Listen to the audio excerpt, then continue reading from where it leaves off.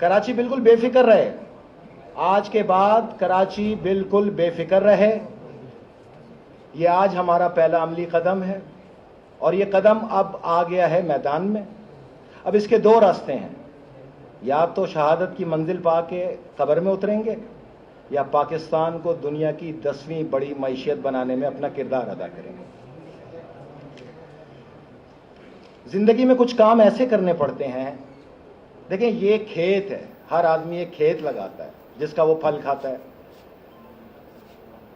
Basically یہ وہ کھیت ہے جس کے پھل شاید ہم نہ کھا سکیں, یقیناً ہم نہیں کھا پائیں گے, اور یقیناً میرے پاس اب زیادہ وقت بھی نہیں. مجھے کم سے کم وقت میں اپنے ایجنڈے کو آپ کے سامنے لانا ہے اور اس پہ عمل کرنا ہے. لیکن یہ پھل, اس پہ محنت اس لیے کی جائے گی کہ یہ آنے والی نسلوں کے لیے. جو میرے والدین نے پاکستان میرے حوالے کیا, تہذیبی یافتہ, ثقافتی, معاشرتی طور پہ بہترین پاکستان دیا.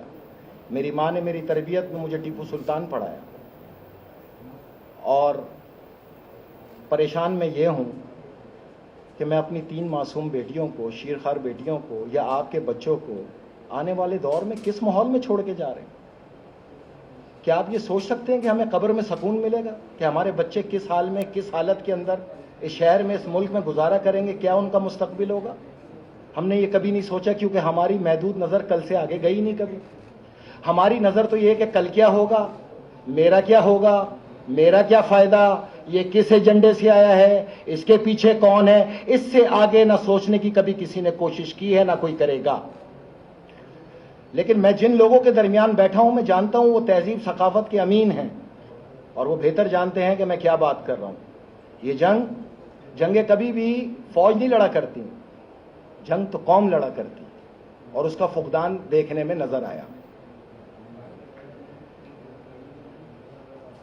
جب آپ کسی کو صحت مند معاشرہ دیتے ہیں یا صحت مند معاشرے کی طرف جاتے ہیں, تو اس کا سب سے بنیادی جز ہے نظام انصاف. جہاں انصاف نہیں وہاں کوئی معاشرہ نہیں. چرچل کا مشہور ڈائلاگ ہے جنگ عظیم دوئم میں, جب برطانوی عمائدین نے اور KPK دے دیا گیا, پیپلز پارٹی سندھ میں نظر آتی تھی, اس کو سندھ دے دیا گیا, باپ بنا کے بلوچستان دے دیا گیا, اس طرح بندرباٹ ہو گئی. تو کوئی یہ نہ کہے کہ اسٹیبلشمنٹ صرف PTI کو لائی تھی, اسٹیبلشمنٹ PPP کو بھی لائی تھی, اسٹیبلشمنٹ باپ پارٹی کو بھی لائی تھی, سبھی کو لائی تھی. بہرحال افتخار چودھری کو لانچ کیا گیا. تمام سیاسی رہنما بشمول پیپلز پارٹی اور پیپلز پارٹی میں سوائے 2 لوگوں کے افتخار چودھری کو خلیفۃ المسلمین بنا کے پیش کیا گیا پارلیمنٹ پہ. پارلیمنٹ کے ذریعے, باقاعدہ حکومت کے ذریعے اس کو کندھے پہ سوار کر کے دوبارہ ایک بار پھر چیف جسٹس بنا دیا گیا. جس نے دھڑا دھڑ افواج پاکستان اور عوام پاکستان پہ حملہ کرنے والے دہشت گردوں کی رہائی کا عمل شروع کیا, اور یہیں سے ٹکراؤ کا آغاز ہو. 4.5 سال میں نے اس سے جنگ لڑی, بالکل عین آئینی اور قانونی. جب میں سینٹ میں گیا تو میں نے آئین سے وفاداری کا حلف لی, once a senator always senator. میں قبر تک تو اب سینیٹر ہوں, تو میں اس حلف کا پابند بھی پھر قبر تک ہوں کہ میں آئین کا اور پاکستان میں آئینی تسلط کے تحت چلنے والی جمہوریت کا میں دفاع کروں. میں وہ واحد آدمی تھا جس نے ٹکر لی. سینٹ میں سبمٹ کرایا گیا, رپورٹ دی نہیں گئی, رپورٹ تیار تھی, میں فاتح ہو چکا تھا. اگر اس وقت میری فتح کا نہیں قانون کی فتح کا اعلان ہو جاتا تو آج عدلیہ آپ کو یکسر الگ نظر آتی. اس دور میں اس کو خلیفۃ المسلمین کہنے والے مجھے منہ بھر بھر کے گالیاں دیا کرتے تھے. الحمدللہ قدرت کا مکافات عمل سامنے آیا, آج وہ شیشے کے سامنے کھڑے ہو کے خود اس کو گالیاں دے رہے ہیں. لیکن جو آپ نے اس کو سپورٹ کیا اس وقت, اور اس سے جو نقصان ہوا, اس پاکستان کے نقصان میں صرف افتخار چودھری اکیلا ذمہ دار نہیں ہے.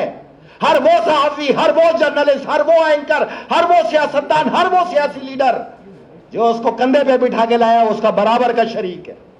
یہ اور بات ہے کہ اس ملک میں سزا اور جزا کا کوئی نظام ہی نہیں, انصاف پسند اور انصاف شکن کا کوئی نظام ہی نہیں. ریٹائرمنٹ تک وہ خلیفۃ المسلمین تھا, اس کے بعد گالی ہو گیا. مغل بادشاہ کا کال صحیح ثابت ہو گیا. میں اس خطے میں آیا ہوں جہاں پہ ہر حملہ آور کا ڈھول بجا کے استقبال قوم کیا کرتی ہے اور جانے والے کو گالی دے کے رخصت کرتی ہے. بالکل آج تک اس کال کے مزاج میں کوئی فرق نہیں آیا. میں آپ کو وہ حقائق بیان کر رہا ہوں تاکہ میں آگے تیزی سے اپنی آپ کی طرف آؤں جہاں پہ مجھے آنا ہے. بہرحال جب رپورٹ ٹیبل نہیں ہوئی, مجھ سے 3 چیزوں پہ استعفیٰ لیا گیا. مجھے پیپلز پارٹی کی قیادت نے بلا کے کہا, کیونکہ میرا تقاضا تھا 2013 میں جمہوری مارشل لا کا. مجھے پیپلز پارٹی کی قیادت نے کہا آپ اس سے واپسی اختیار کریں اور معذرت کہیں. میں نے کہا نہیں, میں سیاست تو قربان کروں گا لیکن اپنے مشن کو قربان نہیں کروں گا, میں اس پہ گامزن ہوں.